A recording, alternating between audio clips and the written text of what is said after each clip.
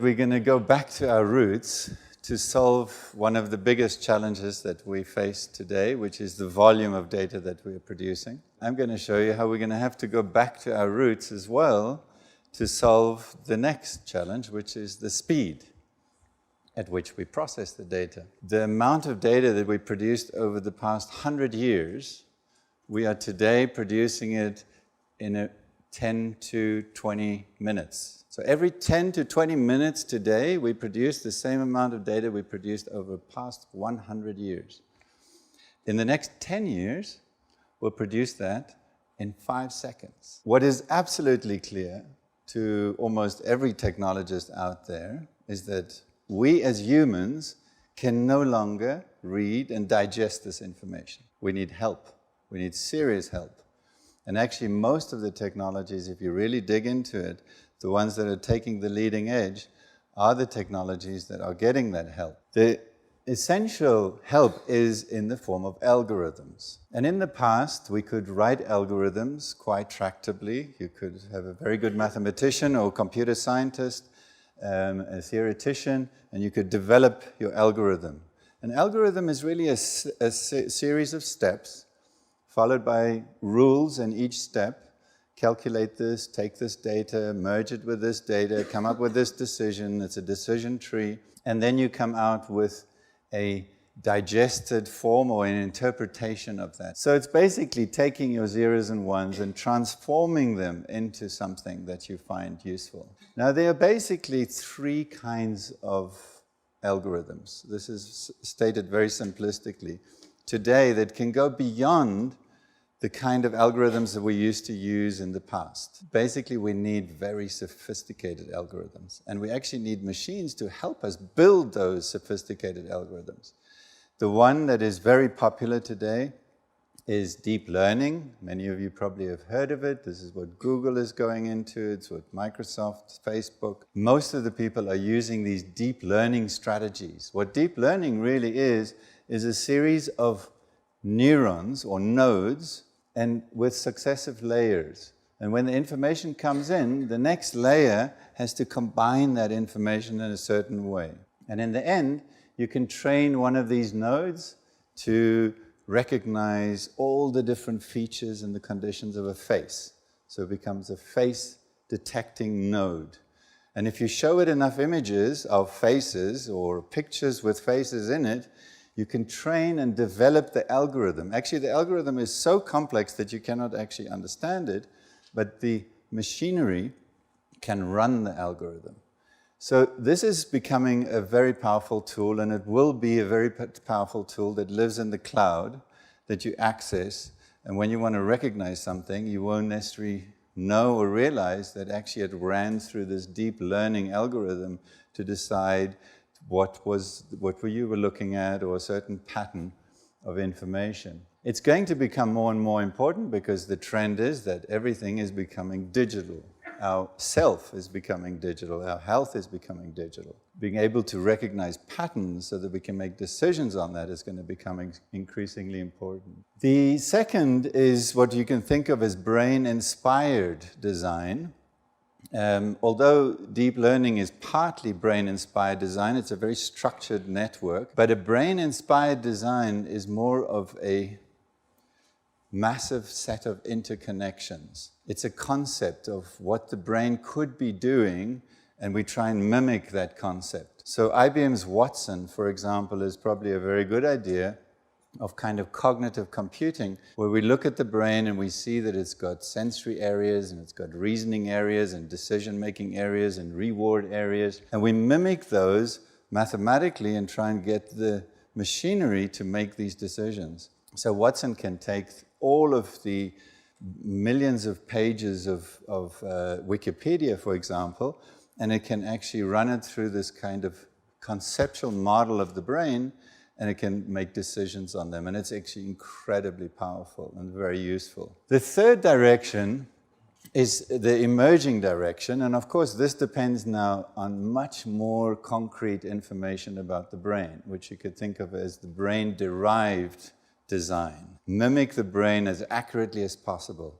After all, it is the product of 4 billion years of evolution. It has to have the intricate connectivity in the circuits. To get to brain design, you need to understand a lot more about the brain, how it's put together, how the neurons are structured. And the essence is really that you have neurons and you have a lot of cables. You have enough cables in your brain to wrap around the moon a couple of times in just your brain. So there's a lot of cables that are connecting and forming this intricate network. And what it's really doing is carrying out an algorithm through these different networks.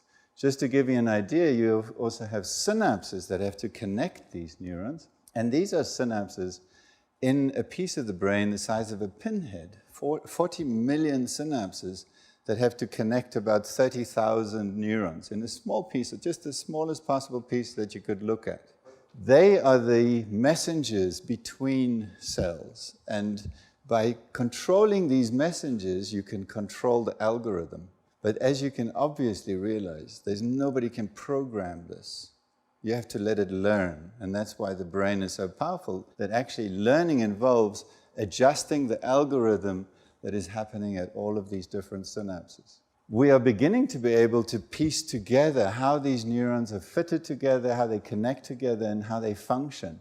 And this is a real simulation on a supercomputer, and the color that you see are voltage fluctuations. What you're really seeing is the brain carrying out algorithms, but they're very, very sophisticated algorithms that you have to, and as you learn, you adjust your communication between your different nodes so that you can actually execute that algorithm better and better and faster. This is just an example of the kind of circuitry that you get in such a tiny piece. Now, again, it's about the size of a pinhead. You have about 7 million connections, 40 million synapses that are connecting them together. And we're starting to get a good idea of the blueprint circuits. And these circuits could be printed into silicon chips and then run, mimicking closely how the algorithm that has come out of evolution. You can, of course, take that further, and this is a simulation of a region of the brain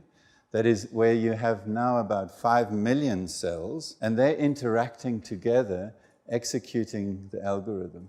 Now, of course, you can see that this is very different from what you would look at if you looked at a computer processor and how they are transmitting information.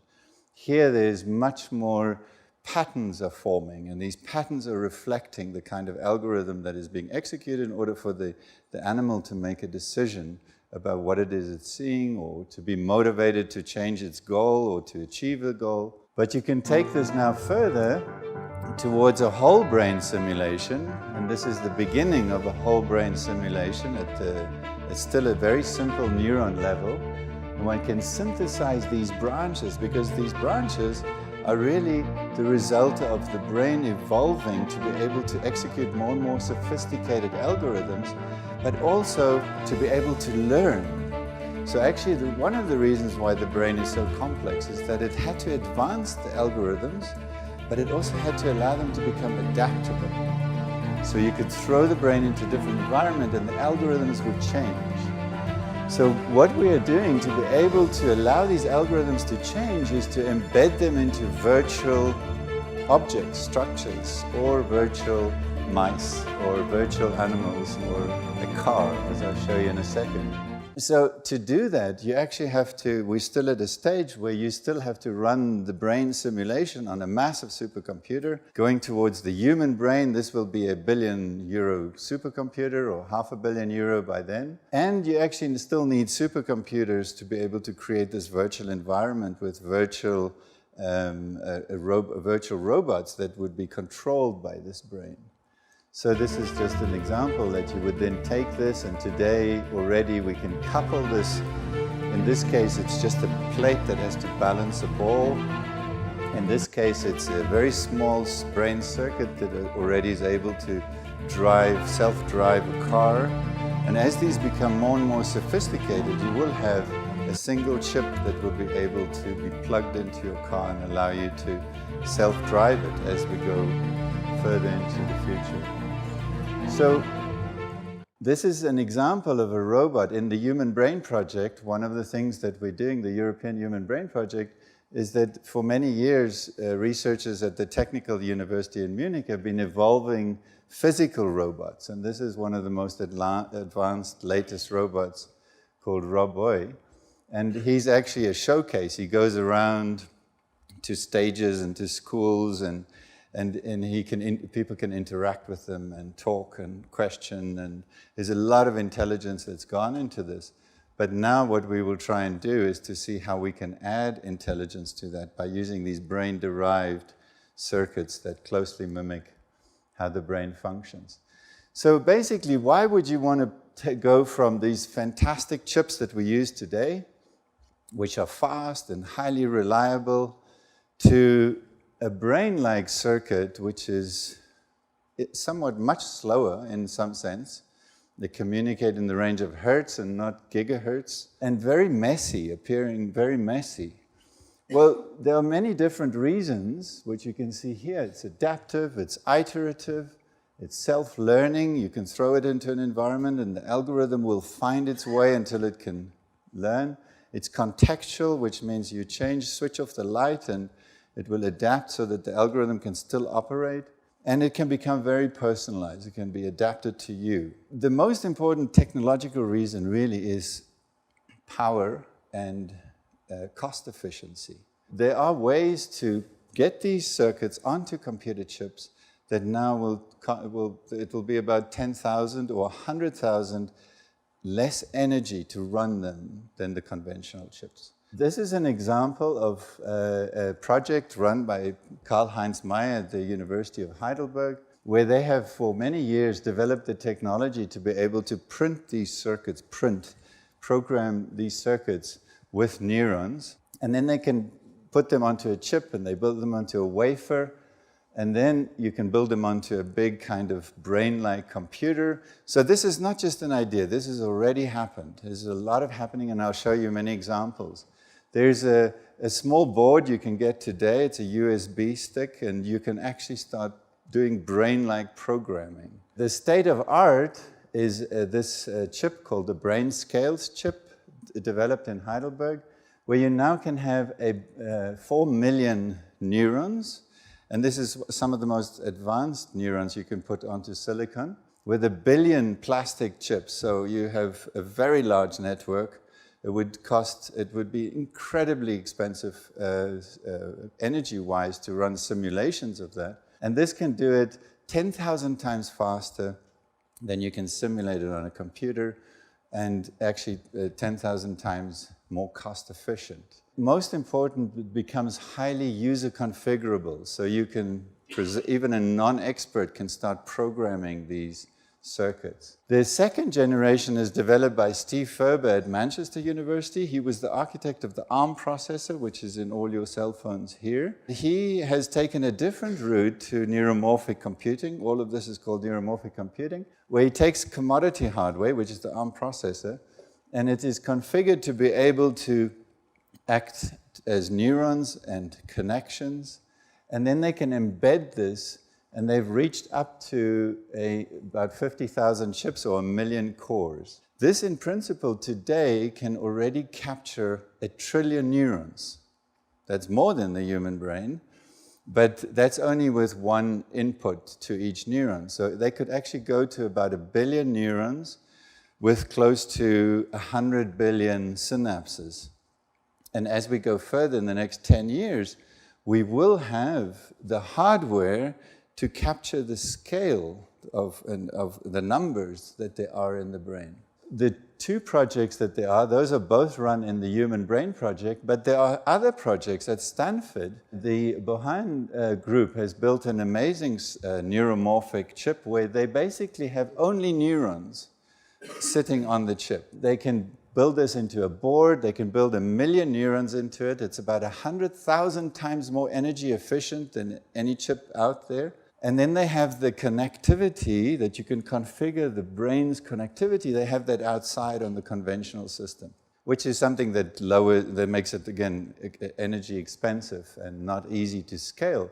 But nevertheless, this is one of the other exciting developments that have happened in the past few years. IBM has developed a very exciting chip as well, which basically allows you to put about 1 million neurons together. The more neurons you have, the more sophisticated the algorithm is. The more sophisticated the connectivity is, the more sophisticated the algorithm is. The more plasticity you put on it, the more you can adapt the algorithm. So these are 1-bit synapses, so it's really just a binary system, but you can still scale this to very, very large systems today, and they've built a very nice software layer on top where you can actually now program these to start building the algorithms that you need for whatever big data challenge you need. This can run at real time on very, very large data sets. Qualcomm has also produced a chip. It's a bit of a secret project. We don't know exactly what is inside this chip. It's called the Neural Processing Unit, and it'll be added to the normal thing in your cell phone, they say, where you have the normal compute processor unit, you have a graphics processor unit, and you have some other processors, as well as a neural processing. And that allows you to do this kind of human-like analysis on the data. Very low cost, very high volumes of data, very fast. So there are already these 5 major initiatives, different directions, some of them complementary, some of them have certain strengths and other weaknesses, but they exist today, and they are being evolved at an incredibly high speed in order to make it possible for us to digest, make decisions on big data. We're talking about petabytes of data or exabytes of data in the future as fast as possible. So there's clearly hope that not only can we deal with the volume with DNA storage, but we're going to be able to deal with the speed of making decisions on such massive volumes of data. There are many applications. In the airports, you will probably find in the future a neuromorphic chip which is sensing and analyzing odors, and it will make a decision whether there's a threat. There's the brain-like capabilities of an owl to detect sound location is being implemented into neuromorphic systems so that you can easily have a device that would be able to track the positions of anything that's happening in terms of sound around in the world. You have something like Watson, where you have a massive amount of actual knowledge and data that's coming together, but in the end, to make decisions on that in the palm of your hand, on your phone, you would need to still use a neuromorphic processor to decide what is it that you want to know, and not just what is possible to get out of the system. Digital allography is another possible technology that could be supported by neuromorphic computing. A big development is that in the brain, the whole aspect of intervening by putting in circuits to adjust brain circuits in neuroprosthetics for Parkinson's disease or other types of disease or epilepsy, they would have neuromorphic processes to help make decisions as to when to stimulate, where to stimulate. There's a whole range of others. I think the most exciting thing is that what we're really going to feel, probably more concretely than anything else, is that we're just not going to need to go through all these settings that you have to put your preferences. You know, your preferences in an iPhone or in whatever application you go into is going to get more and more complicated, and you get very irritated. I fill in my preference, I don't want this, I don't want this, I don't want... In the future, you will have these accompanying chips that will adapt to the world, not because you tell it to, but because it observes what you do. So I think that's going to be something that is very exciting about having this new kind of solution to how we're going to deal with the massive speed of big data. Thank you.